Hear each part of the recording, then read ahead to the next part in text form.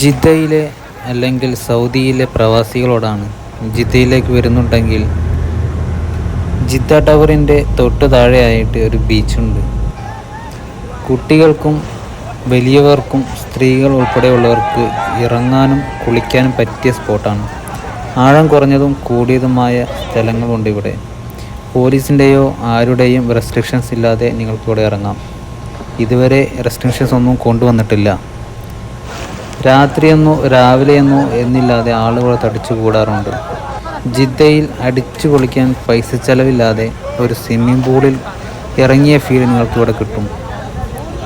പലരും വീക്കെൻഡ് ആഘോഷിക്കുന്നത് ഇവിടെയാണ്.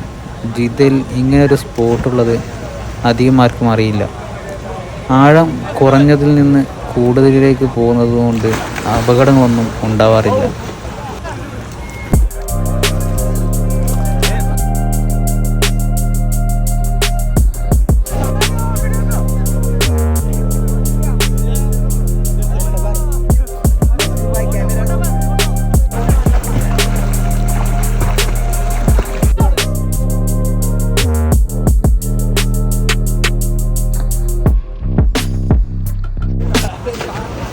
ജിദ്ദയിലെ കൂടുതൽ വിശേഷങ്ങൾ അറിയാൻ വേണ്ടി സബ്സ്ക്രൈബ് ചെയ്ത് കൂടെ കൂടിക്കൊള്ളുക.